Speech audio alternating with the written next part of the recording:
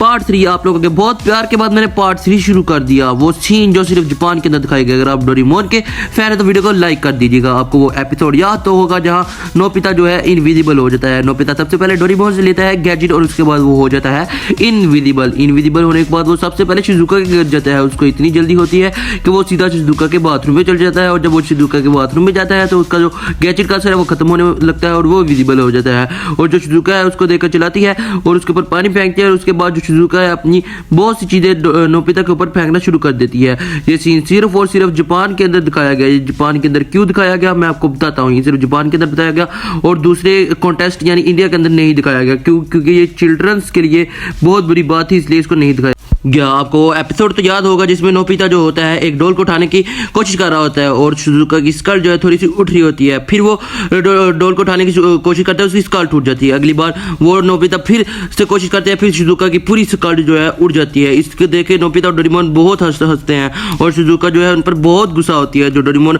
और नोबिता होते हैं वो शिजुका से माफी मांगते हैं। तो ये जो एपिसोड थी ये इंडिया के कॉन्टेस्ट के अंदर नहीं दिखाया गया, ये सिर्फ जापान के अंदर दिखाया गया है। पार्ट 3 को देखने के लिए आपको मेरे चैनल को सब्सक्राइब करना पड़ेगा। आपको वो पार्ट याद तो है जहाँ जो नोबिता होता है वो डोरेमोन से गैजेट लेता है कि उस गैजेट से उसको सब पता चलता है कि कौन क्या कर रहा है। वो सबसे पहले शिजुका को देखता है कि वो क्या कर रहा है। चलिए देखते हैं, आपसे मिलते हैं नेक्स्ट वीडियो में। Bye bye Tata.